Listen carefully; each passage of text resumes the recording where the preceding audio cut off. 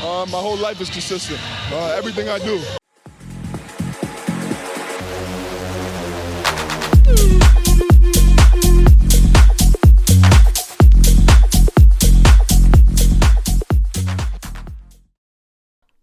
Welcome in to this week's episode of The Flop Factor. It's me, Cody Burton, your host. Alongside me is RJ Rice, Brayden Laszlo, and a special guest. Matt Foley is here as DJ McDermott cannot be here today. He is working at a basketball game at the Hope Coliseum as the women's basketball team opens their season out strong tonight against Purdue Fort Wayne University for WVU. But we have a long list of things that we have to cover this week. There's a good bit of topics that could just bring up some good discussions, some good discussion points. I mean, Ja Morant was suspended. Trae Young is out for a little bit. The Thunder, Bulls, and Trailblazers have all had really hot starts through the year. The Pelicans, they're 0-5. And then we're bringing back the rookie roundtable. We're 2 weeks into the season. It's a good point to bring up some rookies we like. And then obviously the NBA Cup is here. The NBA Cup is back. And it was great last week, and we know every single team in the NBA is going to be starting that this week, which is always fun. But we're going to start out strong.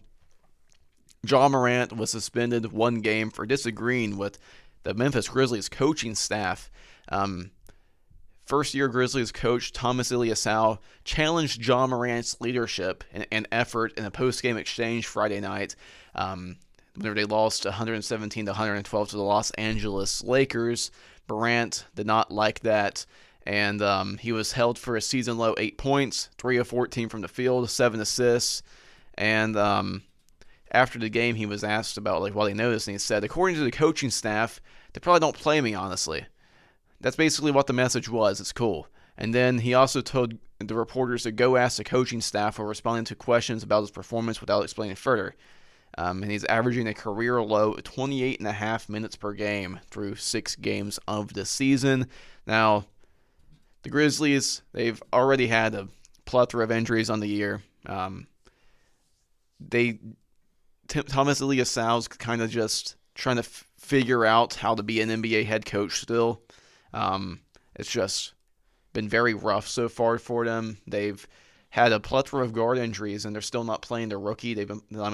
Ja Morant was suspended last night, and they were playing Cam Spencer at point guard instead of either of Cedric Howard or Javon Smalley or one of the rookies. But anyways, could we be seeing Ja Morant in another team's uniform here soon?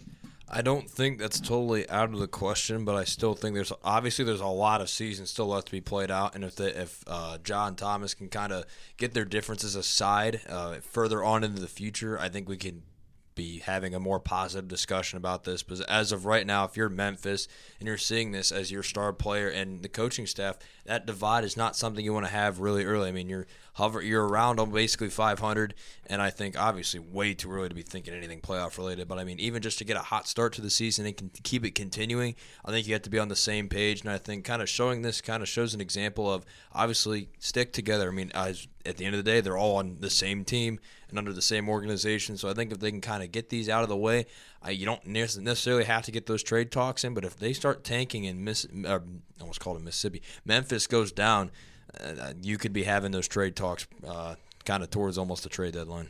Yeah, I think another conversation we should kind of have here is Ja Morant is not a great leader. I mean, we've seen it before in past seasons where he had the issue with the firearms on IG Live. He's always doing something to distract from basketball. I mean, I'm not saying don't have a life outside of the game at all, but at the end of the day, you're getting paid millions of dollars by an organization to be there, to be a leader, to be the best player on the team, which he is. But it's got to come down to, can he be the leader that this Memphis team specifically needs? And if the management decides no, I mean, they've put up with a lot from Ja Morant since he's been there.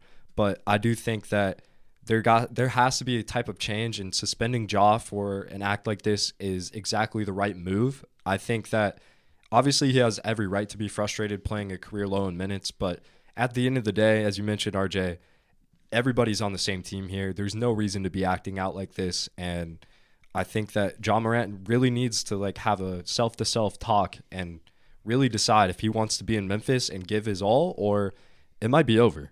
Yeah, I think it's time for Ja to really move on, and I think it's best for the Grizzlies to move on. They don't really have I want to say a core to really build around, and that's just coming for somebody who doesn't really pay attention that closely to the NBA. But I just think the Grizzlies have been sputtering around that, will they be good enough to make a playoffs and make a run, or are they just some middle of the pack team that's just going to hover around, maybe make a run, maybe not make a run?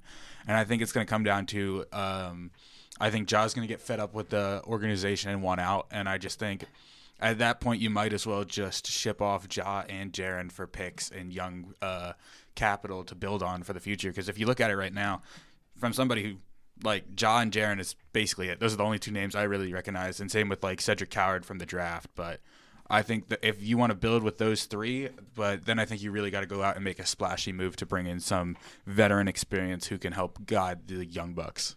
Yeah, definitely. And I want to go in more of the coaching situation the Grizzlies have, because they're not they're not completely innocent either here, because when you really think Ilyasov took over whenever Taylor Jenkins was fired last season, it was a completely surprise firing. They were the 6th seed at that point. They were in the top half of the West for most of the season, and the second Jenkins was fired, they immediately started losing games. In the playoffs, it was just a complete belt that they received in the first round. It has not gone good, and they still decided, let's stick with this guy, even though he's shown nothing to prove that he's a good head coach. And the reason why Jenkins was fired was apparently that he lost the locker room. Well, we were 7 games into the season, and well, it looks like that locker room's already lost. It seems like it wasn't really totally on Jenkins. Maybe the Grizzlies are just a complete dumpster fire right now, and they should just blow up the entire team. But it's just, with Ja Morant, whenever you think a couple of years ago he was at the top of the world, one of the best scoring guards in the league, we haven't seen that. We haven't seen the same explosiveness. We haven't seen the same type of effort, the same type of execution that we've come used to seeing with him. And you can say part of it's because all the stuff off the court to happen. He, of course, had some injuries, lower body injuries. That tends to wipe out some athleticism on players we've seen in the past with Derrick Rose. But, it's just the Grizzlies as a whole. If you really want your superstar, at that point he was, now he's not at that level anymore. If you want him to continue to improve, if you want your young guard to continue to improve, you have to try to help him out a little bit. And they've done the exact opposite. They had a solid core going on, made a couple of moves. I agree with the Dillon Brooks move, but other than that, it was they made the worst possible moves for the team throughout the entire time. The Desmond Bane trade couldn't end up to be good depending on who they select with those draft picks, but it's felt like everything they've done ever since they were the top of the West. And then obviously they lost to the Lakers, but in the first round that year. But it's just ever since that moment, it's just been a downhill spiral, downhill slide, and it's been pretty unfortunate to watch. Now moving on, at the beginning of the year, one of our favorite teams to potentially make some noise, the Atlanta Hawks. They've been kind of up and down so far, and things got worse whenever it was announced that Trae Young is going to be out for at least 4 weeks with a sprained MCL, and that's not good for Trae. That's not good for the Hawks. But so far on the season, the Atlanta Hawks are sitting at a average but not the greatest record. It's currently at 3-4, just below 500. Jalen Johnson's still looked great. Okongwu's had some flashes. Nickeil Alexander-Walker's averaging 17 a game. But it's just overall the Hawks have kind of just been struggling at times. They've been able to defeat the lesser opponents, but without Trae Young, it's going to be hard for them to continue. Yeah, you even saw what they've done this season as well, Cody. You talked about beating those lesser teams, but obviously when they go up against these other better teams, for example, their most recent game was against Cleveland. They lost that one in Cleveland, losing to OKC, Chicago, and then obviously Toronto in their first game of this season. I'm going to be really curious to see without Trae Young for most likely what they said reevaluated around 4 weeks, or around a month. You have some more opponents on. You have Toronto again on the schedule, an Orlando team that is a really scrappy young squad. I mean, you obviously had the Lakers, the Clippers, and even just an example how up and coming Detroit is going to be. I think just a couple of those examples, and you even have the Sixers and Cavs kind of end off the month of November. I'm really curious to see how this Atlanta Hawks squad will be. I think so far they're kind of trending towards that mediocrity tier again, and unless someone else tries to stop up, like maybe Alexander Walker, for example. I mean, if it isn't him, then I think will be a very curious sight for this Atlanta Hawks team that, I mean, as you said before, we were all a lot high on. So I'm curious to see how they go from here. Yeah, I mean, it's brutal. I mean, Trae Young over the past couple of seasons since he's been on the Hawks has become synonymous with the brand. I mean, you think of the Hawks, you think Trae Young. But I don't think this is the end of the world for the Hawks. I think this definitely gives a lot of opportunities to those other guys to see if they can step up, keep this team afloat. I'm looking at Dyson Daniels. I don't think he's been to that type of caliber player that we've all thought he could be. So I'm looking at him to take that jump, try to get himself more into the scoring category, as I think he's top 8 on the team right now, but he's not averaging double digits. I mean, Zachary Ricochet, he's got a chance now to kind of cement himself. I mean, people kind of wrote him off. They thought he wasn't the right choice, but I mean, we're going to see a lot of guys try to step up for this Hawks team, and I don't think this is the end of the world for this Atlanta squad. Yeah, I think if you're the Hawks with Trae Young going down, this is a time for you to get your young talent more involved. I look at players like Asa Newell. I know he's a forward, but I think if they can get him involved with the forwards with Okongwu and Ricochet, I think that can be a dynamic force at that position, because Asa Newell was a bucket at Georgia, and I think he has the talent to be like that in the NBA. He might not have the same level of scoring success, but he can definitely put up double-digit points per game, and he can definitely give you at least eight plus rebounds a game. And I think if they can get him involved and let Ricochet fully bloom now and get him the ball in his hands, I think the Hawks can start to develop their young talent more.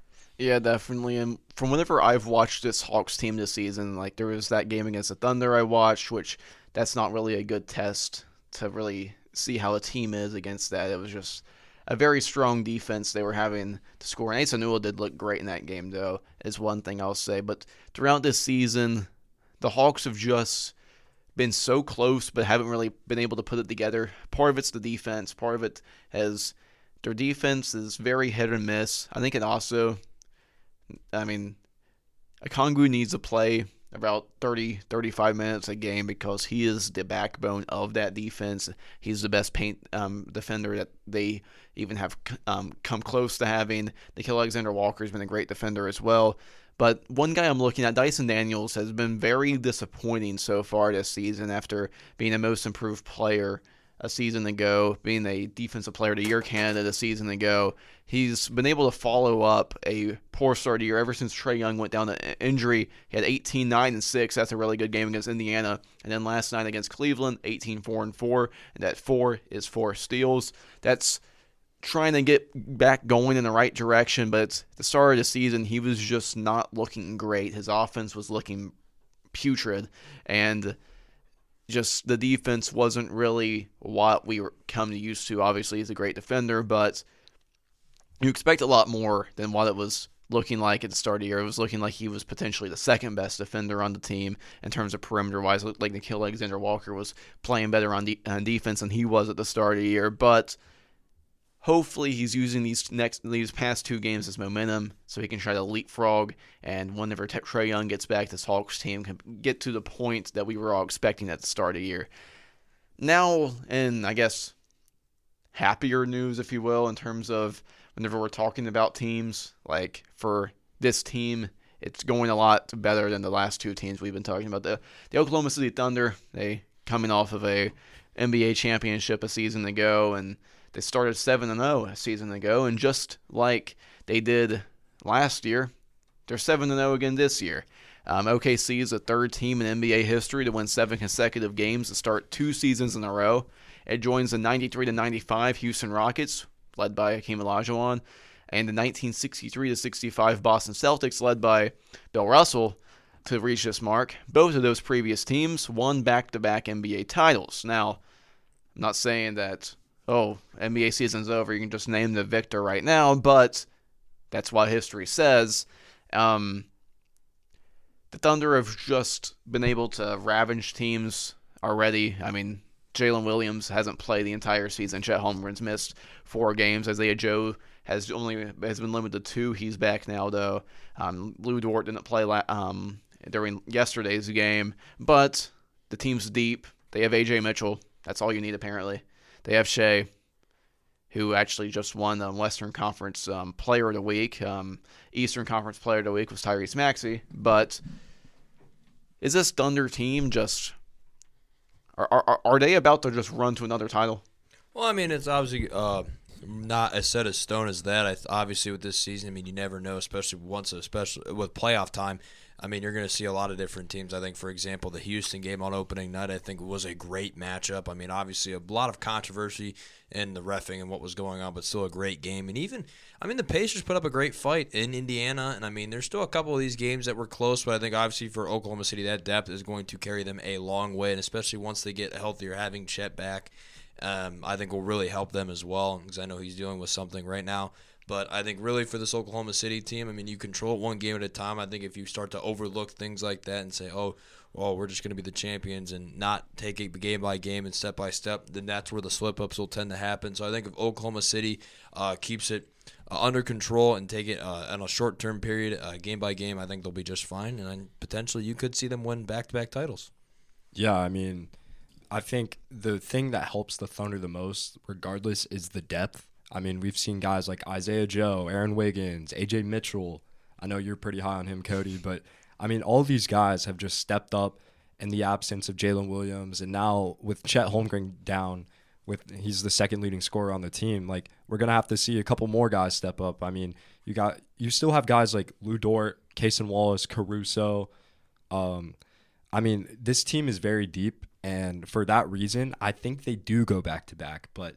I mean, obviously, we still have a lot of season left. I'm not going to crown them right now, but as it looks of it right now, I think top to bottom, this roster has the talent to do so. Yeah, you guys said it best. I think this team is very deep. They can definitely make another run back at the title. They have arguably the best player in the world right now in SGA. Definitely the best scorer in the league right now. But I think this is going to make teams more willing at the trade deadline to make moves and go out and make moves. I think the Western Conference, like just to crown somebody already as champ, especially with how loaded the Western Conference is right now. Like you're talking about, like the 8 seed right now is the Warriors. So, and if the Warriors make the playoffs, they're arguably one of the best teams in the country at all times. And then you got teams like the Thunder, the Timberwolves, who could always go on a run like they did last year and the year before with Ant, he still hasn't really played that much, correct? And like the Rockets are sitting at 7. We saw them go tooth and nail with the Thunder on the opening game. And then you've got the Lakers who are sitting at 3rd without LeBron. So I think the Thunder are off to a great start and definitely have the best chances of winning the championship. But I think this Western Conference is going to be extremely tough, especially with teams probably really desperate to go out and make moves at the trade deadline. Yeah, I mean, we already saw this in the offseason, like the Denver Nuggets. They were second-round exits, and they were like, we need to give Jokic more help. I mean, he was doing all he could to will this team past this same Thunder team last season ago, and just came up short.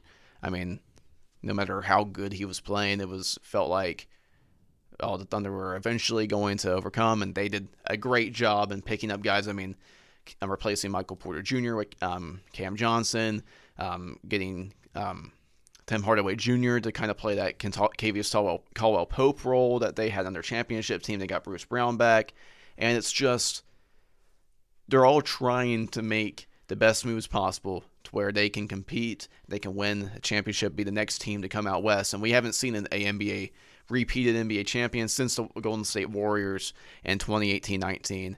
It's just such a hard thing to do, especially under the current CBA with, the Boston Celtics having to blow up a bunch of their guys from that championship core just 2 years later, mainly because of the Jason Tatum injury, but it was also because of, when you try to find a way to make sure we're using the most amount of our money as possible, and that's what they had to do. But with the Thunder team, when you think your second best player, an All-NBA player a season ago, is out, has been out the entire season so far, and you're still able to win games by its decent results. I mean, there was a couple close games here and there. I mean, the Pacers and Rockets games both double overtime finishes. That Mavericks game got a lot closer than it should have been at the end. And that Kings game, the Thunder needed a near 20-point comeback at home to defeat that Kings team. But it always just feels like no matter how much another team does, the depth in this team is able to just will it over anybody. It's just, you're like, oh, you're stopping Shea. Well, here's A.J. Mitchell. Oh, Lou Dort's having a bad night. Here's Isaiah Joe. Here's Aaron Wiggins.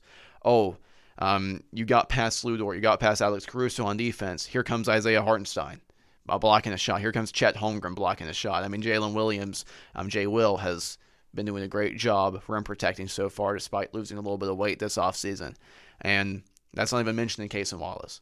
It's just top to bottom, this is the most complete team in the NBA, and everyone's going to try to overcome them. There's a couple teams that very well can. I mean, the Denver Nuggets, very good team. I already mentioned them. Houston Rockets, they've been very up and down to start the season, but they're still a very good team. We have to try to see how they go the rest of the year with trying to figure out how to handle that point guard position. Maybe they pick up someone at the trade deadline because of how the Fred VanVleet injury just came out of nowhere. There's a lot of strong teams in this West. I mean, the Los Angeles Lakers have looked great this year, and LeBron's not even touched the floor just yet. I mean, Luka's missed time. Austin Reeves looks like an animal. He's just doing everything possible. Luka Doncic, whenever he's played, he looks like he could potentially win MVP this year. It's just, this Western Conference, incredibly stacked, and it's going to be very interesting to see what happens the rest of the way with this conference. And so far, 7-0. History says team wins goes 7-0 to start the season, back-to-back seasons. They win the championship both of those years. Let's see if that happens once again. Now, speaking of hot starts, the Chicago Bulls, they've had one. Now, they lost last night, becoming the final undefeated team to fall outside of the Oklahoma City Thunder. The Spurs lost last night as well. But there's been a lot of things around this team where it's like, is this real? Is this a fluke? Obviously, a lot of people did not see the Chicago Bulls being at the top of the East already at the start of the season. No one saw Josh Giddey averaging a near triple-double either. I mean, he's averaging 22, 9, and 9 so far on the season. Nikola Vucevic has looked great. Ayo Dosunmu could be a potential six-man of the year candidate at the end of the year. Matas Buzelis is making that jump that a lot of people did expect. Trey Jones has been a great backup point guard as well. It's just this defense has been near the top of the league so far, and it's just like, well, I'm naming all these players, and I'm like, where's the good defender at? Who's the guy locking them down? Is it Dalen Terry? Is it Javon Carter, who's only played one game in the, so far this season? Maybe Isaac Okoro's doing all of this by himself. Who knows? Maybe he's just that good now. But I mean, Patrick Williams is coming off the bench for him now with Isaac Okoro coming over. That's kind of crazy to picture in my mind after that's both coming from the same draft class. But it's the three-point percentage that other teams have been shooting. Now, obviously, whenever they lost last night, the Knicks were blistering hot from deep. But beforehand, opponents were shooting 29% from three on open looks against them. So, I mean, just looking at that, you're like, well, maybe this is a little bit fishy. Maybe this is still a solid team. But in your all's opinion, is this real, or are they going to make a good playoff run this year, or is this just a pure fluke?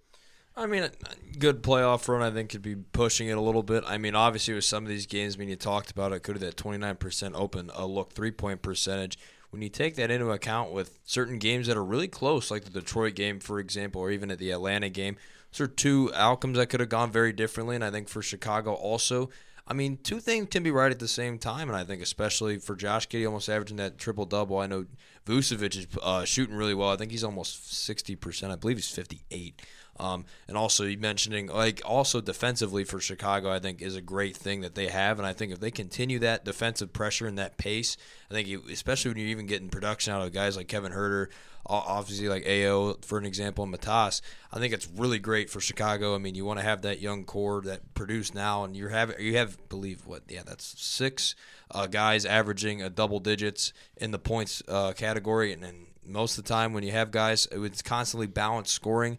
I think you can have a better chance of winning these games later on down the road as well, not even just now. So I mean, they can potentially make it's semi-decent. I mean, you could say potentially just above that play-in at max, but you can kind of see them around that play-in range. But for Chicago right now, a little bit of luck has gone on their side, but they also have a lot of great young pieces that can be used for a potential playoff push. Yeah, the one thing that stands out to me for the Chicago Bulls team is they ranked first in the league in assists per game. So they are great at sharing the ball. They get teammates open, and credit to Josh Giddey, who's kind of having a breakout year. I mean, I know Cody, he was in OKC for a minute, but I mean, I feel like him being on the Bulls kind of gave him the ropes to shine as that number one guy right now, and we're seeing that very, very well so far here. Only 6 games into the season. I don't think this is sustainable, especially with teams like the Bucks, the Knicks, the Cavs, and you can throw in a couple others, but I don't think the Bulls are going to have luck on their side all season. It's only 6 games. There's plenty of games for this to kind of cool off, and I think it will. But credit to Josh Giddey for almost averaging a triple-double, and this team's fun to watch right now. It really is. Yeah, I think the Bulls luck has definitely gone on their side, but it feels like this team is just lacking a superstar to really lead this team to a playoff run. Like, yes, they could make it in, but I don't see them sustaining one of the top 2 seeds. I see them more of like a 4 or 5 seeded team, but I think if they're able to pick up like a superstar, like I know we talked about Ja Morant, just imagine Ja Morant on this team. Like they can really just embrace him as a scorer, just letting him do what he was meant to do out of college. He was just a pure scorer at that. And I think him, especially in O-Block, would just be incredible for Ja Morant. I wanted to say that earlier on, but they just got to bring back that mentality of Ja, and I think this team will go far. Yeah, definitely.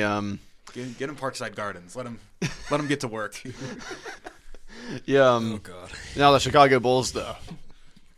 I don't really know what to make of them. Obviously, it's early in the year. Josh Giddey is breaking out. Good for him, I guess. It just wasn't meant for him to be, I guess, that guy. Well, he was doing good. Yeah. He was doing good as the second option on those Thunder teams alongside Shea. It was whenever Jalen Williams broke out, was whenever it was like, okay, there's no reason to have Josh Giddey as the number 3. And then Chet Holmgren's coming too. There's no reason to have Josh Giddey as the number 4, because then that's what happened in the playoffs that season before he got traded. He was stuck in the corner. That's the exact spot you do not want him to be in. Just being left open. And it was they were giving him the Ben Simmons treatment. And that's not really, he's a lot more talented than that. You have to utilize him in more ways other than that. And that's whenever they made the trade, there's a reason why it was a win-win deal from the get-go. Veteran, that can help win a team a championship for a young guy that could be that guy for the future. And that's exactly what it's turned out to be. Josh Giddey, number 1 guy on the Bulls, powering them to this hot run so far. And then Alex Caruso was crucial in the Thunder's championship win, scoring 20 points twice during the 7-game final series. But we have to really wait and see if the Bulls are real or not. But they're showing that they can potentially make the playoffs. I'm not sure if there's anything past a first-round exit maybe. I could see them being like a 5-6 seed, they love to live in the play-in game, so you could always see them catch them in the play-in games if all else fails. But it's just with this team, there's so much surrounding issues with it. There's so much just question marks with a bunch of young guys that you really just can't tell what to make of them so far. But here's another hot team, another hot young team with the Portland Trailblazers. They're on fire. After it started very, very poorly for them, after the first game of the season, they lost in devastating fashion to the Timberwolves, and then about, 5 hours later, it turns out their head coach is a convict, and the FBI gets involved, and now they have San Antonio Spurs legend Thiago Splitter leading the way. And they've done pretty good. They've won 3 games in a row now. Nuggets, Jazz, and Lakers are the teams they beat. And you look, they beat the Nuggets and the Lakers. Those are 2 really good teams. they also beat the Warriors. Those are the four teams they've beat are 3 of them's really good, and the other one's the Utah Jazz. So that's doing pretty good so far. They have the Lakers tonight on NBA TV if you want to tune into that. I know I probably won't be able to. I have a 8 a.m. class that's in the other campus that I have to go and play volleyball for. But what is it? What are the Trailblazers? I know we were all high on them, so it's kind of like a the halfway I told you so, even though it's only like 6 games in moment. I mean, go cook them in volleyball, Cody. You have a good time with that. I will say, I'll make the pun now. I guess the Portland Trailblazers chips have fallen to their side, as some might call it, so far this season. I mean, being 4-2, second in that Northwest Division. You have good wins against teams like the Lakers. I mean, the Denver Nuggets. Almost called them the Broncos. Got NFL in the mind. And the Golden State Warriors, I think, is really impressive from this younger Portland squad under Tiago Splitter, Spurs legend. I mean, you're having guys like Jeremy Grant, Drew Holiday, Shaedon Sharpe, and obviously Tamani Kamara having, I think, really great production for this Portland Trailblazer team. I'm really excited. I mean, we were all high on them. I hope they continue this because it would make us look 10 times smarter than we are. But actually, I'm looking now to see, especially in this Laker game, hopefully they get another win against them. And for Portland's sake, if they keep doing good, I mean, you never know. Splitter could keep that permanent job. You never know. Yeah, I mean, I think the most underrated move of the offseason was Drew Holiday to the Blazers. I think just having a veteran guard presence with the younger guards on this team is going to be so huge for this team's development. And I mean, I agree with you, RJ. I hope they do make the playoffs so we do look like we know what we're talking about just a little bit. But, I mean, Drew Holiday has been rock solid for them. 18 points, 8 assists, and 5 rebounds. Yeah, that's very impressive stuff from Drew Holiday. Obviously on that championship team with both the Bucks and the Celtics. But having a guard like that to kind of rule the roost in the backcourt and help out these other players as well, it's going to be massive for this team and for their development. And Shaedon Sharpe's come along. I mean, we talked about him last week. I know he was struggling offensively, but kind of field goal percentage still is not looking too hot, but he's getting a little bit better. Yeah, I mean, he's getting up there. I mean, 17 points a game. I mean, there's still a lot of season left. Only 35% from the field, but I mean, this team is young, and they are very impressive so far here early. Yeah, I completely agree. Getting that veteran guard presence to help out guards like Shaedon Sharpe. And remember, they still drafted Scoot Henderson, who I don't know if is he in the G League still? No, or he's is he hurt? He has a hamstring injury. Yeah, so. but that's a guy that you drafted 2nd overall a few years ago. If you can find some development in him, even if you don't think he's going to be the superstar that you drafted him as, that would still be great for him to develop into like a solid bench player for the Trailblazers. But you also still got to remember this team still has Dame, who will eventually be back, maybe later this year, maybe not. But it'll be another great guard presence on this team, him back in Portland. And as RJ said, they just hit the lottery with an interim coach. So it's good for the Trailblazers. They're starting to develop again and starting to get back into that Western Conference playoff picture. Yeah, definitely. I've really liked, how just spread out their offense has been so far. I mean, you just look at the guys scoring points. You have 5 different guys so far averaging double figures for this team with Denny Avdija, Jeremy Grant, Drew Holiday, Shaedon Sharpe, and Tamani Kamara all averaging double figures. Donovan Clingan is almost averaging a double-double, 9.5 points and 10 rebounds a game for him.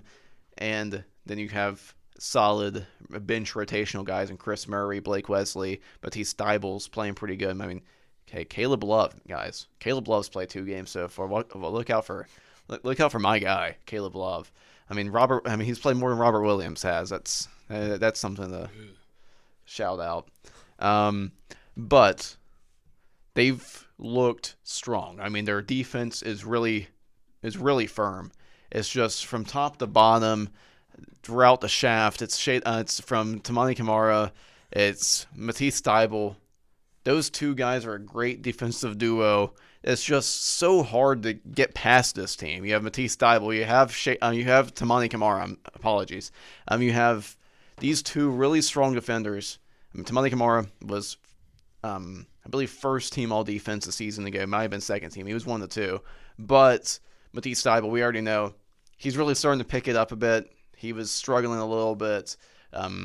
just to stay on the court through the injuries and stuff, but he's really started to pick up the slack, and he's going strong so far, and it's really good to see for Matisse. I was a big Matisse Thybulle fan when he was on Philly, and it's really nice to see him start to play some big minutes on a potential playoff contender. Now, switching topics a little bit, now going from hot starts to horrible, really bad starts. The Pelicans are 0-5. As RJ Rice is struggling to keep it together right now. The Pelicans are 0-5. They did not have their first-round pick. And they traded that first-round pick for another first-round pick this year and drafted Derek Queen. But unfortunately for them, they're not playing Derek Queen until garbage time, which is very questionable. I don't care what your center rotation may look like. There's no reason Kevon Looney should be playing over there's no reason you should have signed Kevon Looney, actually, whenever you were going to trade your first-round pick for Derek Queen. But is there any positives to take away, or are we just going to just crap on the Pelicans for the next 10 minutes? I mean, yeah, I don't know who's struggling more. Me trying not to laugh at you at the New Orleans Pelicans at this rate. I think really for the only main positives, I guess, for New Orleans is Zion's playing, and he's averaging 20-plus points a game. That's something. You got Jordan Poole almost averaging 20 points, I guess. I mean, I know Matt's not a big fan over there of that. But, I mean, looking at the teams they have played, if my computer would like to load. There we go, beautiful. I mean, just recently coming off that blowout at Oklahoma City, I mean, you faced pretty well against a tough Clippers team. Then, obviously, the Denver Nuggets just blew them out of the absolute water. Boston kind of doing the same. Almost got one against San Antonio, and then, obviously, the Memphis game where they lost by 6 to begin the year. You got Charlotte on November 4th, which is tomorrow. So I guess that's a positive, I guess, even though Don Brusco's, I guess, NBA team might make New Orleans 0-7. But you got to, I guess, find some positives in this team, even though there are very few. We'll keep it at that. The only positive right now for the New Orleans Pelicans is they are somehow not the only winless team in the league. They're 0-6 along with the Brooklyn Nets, but At least the Nets have their pick. Yeah, but yeah, this team is screwed. I mean, who owns their pick? Do you know? Our good pals over in Atlanta. Oh, Wow. yeah. Wow. Well, you're gonna have a great pick. Do they have multiple first round picks this year? Yeah. Atlanta has like Wow. 3, don't they? Yeah. So the Pelicans are basically funding a potential Atlanta dynasty. That's the only positive. Okay, Atlanta dynasty Hey. is like it could happen. Those 3 first round picks. I mean, It's just who I guess weak sports cities helping. I guess one weak sports city making themselves even weaker to maybe make a dude in Atlanta like a little bit happier. Yeah, I think this team has a lot of problems. I think the first problem is Jordan Poole is on their roster. The failed experiment in Washington. Just hope everything goes bad for him. I hope for the worst for Jordan Poole. Okay. They have too many primary ball handlers in Jordan Poole and Jeremiah Fears. Both of them don't pass the ball whatsoever. Jeremiah Fears is a score for first point guard. It's sad when Zion is leading your team in assists. Yeah, but credit to Zion. He looks like he's back to sort of what we sort of expected from Zion.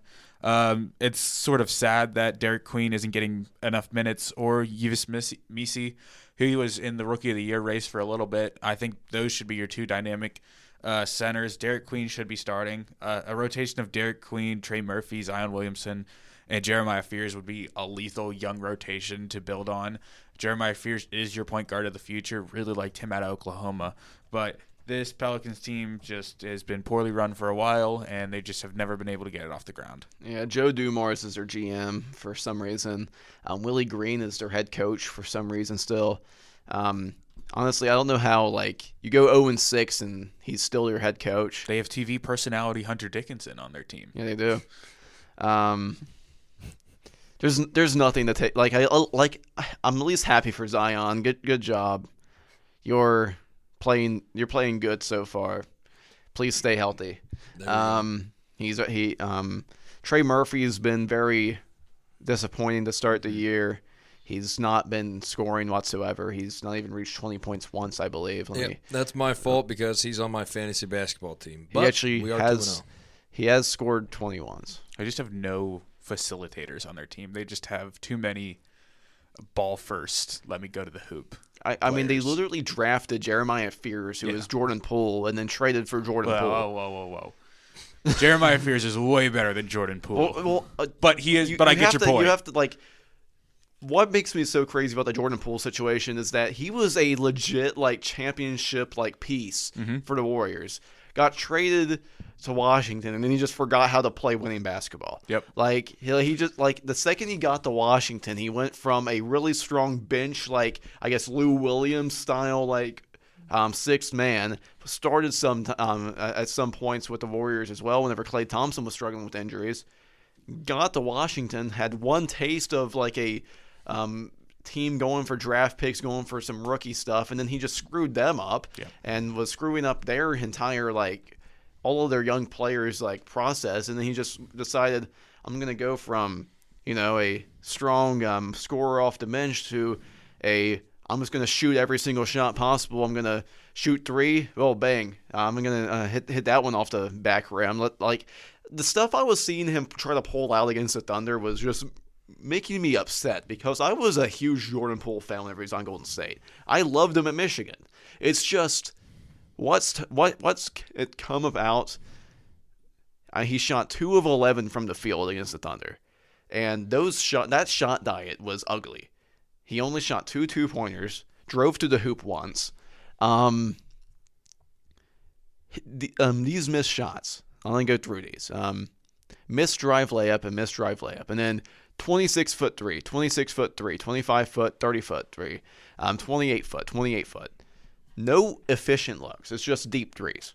And there's probably one, like the 2 closer threes he took, he hits. It's just, I don't know. Jordan Poole really disappoints me. Playing for Washington, D.C., that'll do that to you. I was about to say. I hate to break it I mean, to you, Hey, Matt. he was part of the problem, though. It wasn't just the Wizards. Well, he was part of the fair. problem. That could also come down to like coaching because obviously as a rookie with the Warriors, he was kind of like expected to be a piece on a contender. Yeah, he was brought in to be the leader of the team and be the primary scoring player, their dynamic point guard of the future, and he just decided he didn't want to do that. Yeah, he was their dynamic shot taker. That's something, I guess. Yep. Dynamic as in just chuck threes from like basically. as soon as you get gotta across. love it. I mean, it's just like you trade your first round pick. That like I don't even care who you draft. You traded your first round pick for a late lottery pick. It's not even like you traded like. I do like Derek Queen though. I mean, yeah, Derek Queen's a good player, but I don't think you should ever trade a pick like a first round pick whenever you're not guaranteed to be good the next year, especially when you're the New Orleans Pelicans. Yeah. And it's such a loaded draft class. I mean, there's a chance that this pick is just going to gift the Atlanta Hawks A.J. Devonsta. There's a chance it gifts them one of the boozers. There's a chance it gives them Peterson. Like, it's just the Pelicans annoy me to levels I never thought I could be annoyed to, especially whenever I don't really give anything about the Pelicans.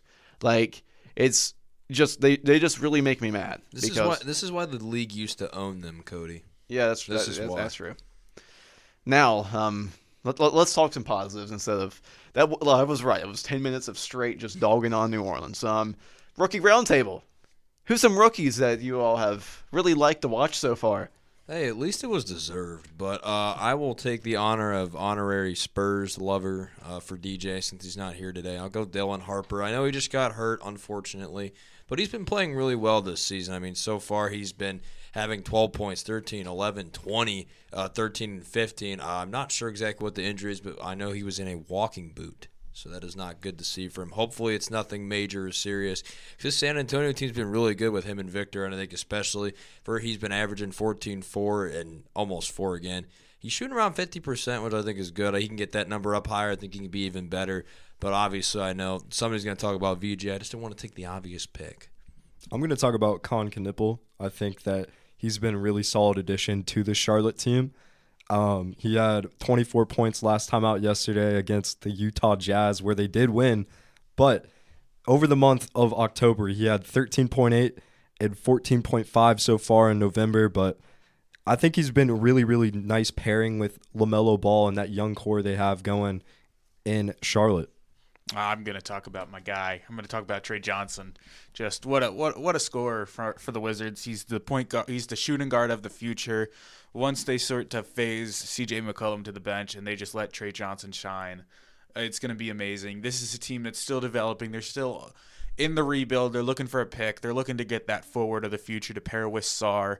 And if they can somehow find a way to lottery get the number 1 pick and add DeBansa to this rotation, sky's the limit for this team. They're finally embracing the tank and tanking the right way. They brought in new ownership and GMs, and they got the right coach. Will Dawkins, baby. Yep.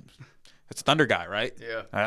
He was Sam Presti's right-hand guy. Yep. See, they're doing it the right way. They're learning from the best team in the league. Then they're getting the right people. They weren't able to successfully get the number 1 because the league hates them. So they got Trey Johnson, who's an elite scorer, to pair him with Bub, and now you have Bub and mix him with Koulibaly and Sarr. This team is starting to develop well, and they're getting a bunch of young talent to build for the future.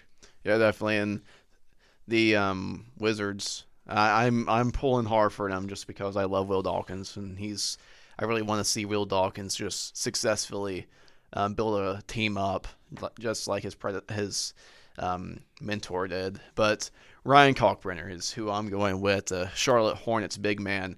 He was a second-round pick, 34th overall. He's looking really good so far. I mean, it was expected. He's an older rookie at 23, but 9 points, 6.6 rebounds.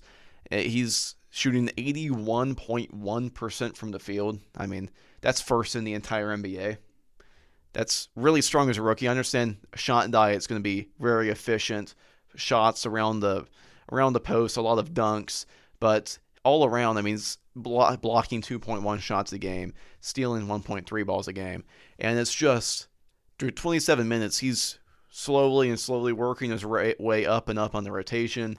I mean, there's a really strong center duo on the come up there over there in Charlotte with Moussa Diabate and Ryan Kalkbrenner. Those two are going to be big for this team, and the Hornets have made me a little happy so far. I've been happy watching them. They've 3-4 record. They have a chance of pushing to the play-in. I actually predicted that at the start of the year. That's why I'm kind of happy. But LaMelo Balls look great. The rookies look great. I mean, we had 2 rookies mentioned of Charlotte Hornets so far already in the rookie roundtable. But they've looked great. Kalkbrenner's look great. And now for our last segment of the game, of the show, it's going to be the NBA Cup speed picks. We're not going to take 5 years like we have the last 2 episodes. We're not doing any key players to watch. We're going to say probably 4 words on who's going to win for these NBA Cup games. There's a marathon of them. Friday night, November 7th, every single NBA team is playing NBA Cup basketball. We're starting 7 p.m. tip. Boston Celtics, Orlando Magic, Kia Center, Orlando, Florida. Give me the Magic. Yeah, give me the Magic. I'm going to take Boston. I'm going to take Boston. I feel Joe Mazzulla. That's why. Now, there's always a West Virginia connection. Yes. Cavaliers, Wizards, Capital One Arena, Washington, D.C. Matt Foley versus these two. Donovan Mitchell is good. Yeah, Donovan Mitchell is going to cook. Trey Johnson, Keyshawn George legacy game. Give me the Cavs. Okay. I'll save the graphic. Toronto Raptors, Atlanta Hawks, State Farm Arena, Atlanta, Georgia. No Trae Young, but they do have Jalen Johnson. Hawks are sleeper team. Raptors are a sleeper team. Scotty Barnes. I don't like how much wings the Raptors have. Give me Atlanta. Pistons, Nets, Barclays Center. 0-6 Nets right now. Brooklyn, New York. The Nets really suck. Yeah, give me Detroit. Caden them. But I love Igor Demon. Detroit basketball. Now, 7:30 p.m. Eastern Standard Time. Prime Video. Houston Rockets, San Antonio Spurs, Frost Bank Center. I didn't know that's what it's called now. San Antonio, Texas. Wembanyama is a unicorn. Yeah, give me the Spurs. Give me the Rockets. Kevin Durant. 8 p.m. tip. The NBA League Pass. Emirates NBA Cup. Charlotte Hornets. Miami Heat. I'm not going to say the Miami's new stadium because I hate it so much. Casino? Wait, I thought it was still the Toyota Center. It's no. It's Kaseya Center. It's Kaseya Center. Now it used to be American Airlines Center. What's the Toyota Center? Toyota is... That's Houston. Yes, Houston. Oh, it's Houston. Miami, Florida. Hornets make surprise statement. Yeah, give me LaMelo Ball. Bam. Yeah, give me the Hornets. Let's go Hornets. Okay, 8 p.m. League Pass. Dallas Mavericks, Memphis Grizzlies in the FedEx Forum. Grizzlies are very dysfunctional. Give me Memphis. Cooper Flag, 30 points. The Dallas Mavericks find a way to pick something up in the win column. League Pass, Utah Jazz, Minnesota Timberwolves, Target Center, Minneapolis, Minnesota. Bucks stop the luck. Bucks. What? Oh, my. Oh. Oh, helmet Hold on. moment. Okay, what are we doing now? Wait, we aren't going over the next game? We're going to. I'm looking on the Oh, NBA's that's website. why. Jazz Timberwolves. Oh, okay, yeah, that was the game ahead. Okay, let me reword. Let me relock in. Timberwolves are better. Yeah. Agree. Yeah, I'm gonna go to Timberwolves too. I actually did skip the Bulls Bucks game. That's on me. Yeah, RJ, you were right. Yeah, So come on both now. of you have helmets. Put some respect on my name. Come on now. 8 p.m. Bulls Bucks Fizzer Forum in Milwaukee, Wisconsin. Let me try this again. Bucks stop the luck. Give me Chicago. Giannis is big. Giddy. Triple double. Always finding a way to do it. Give me the Bulls. Now, Prime Video. Golden State Warriors, Denver Nuggets, and Ball Arena, Denver, Colorado. This is going to be a good one. Curry outlasts Jokic's efforts. Give me Jokic. Jokic. Jimmy G. Butler. Buckets. Last game. Emirates NBA Cup. Oklahoma City Thunder. Sacramento Kings. Russell Westbrook versus the Thunder. Golden One Center. Sacramento, California. Shea cannot be stopped. Give me the Kings. Anybody but Cody Burton. Lou Dort, big game Lou.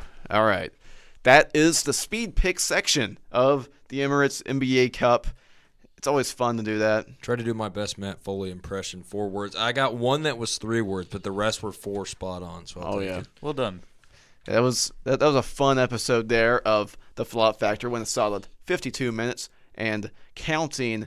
But thank you guys for listening to this one. For me, Cody Burton, RJ Rice, Brayden Laszlo, and our special guest, Washington Wizards supporter Matt Foley. Thanks for listening. We'll see y'all next week.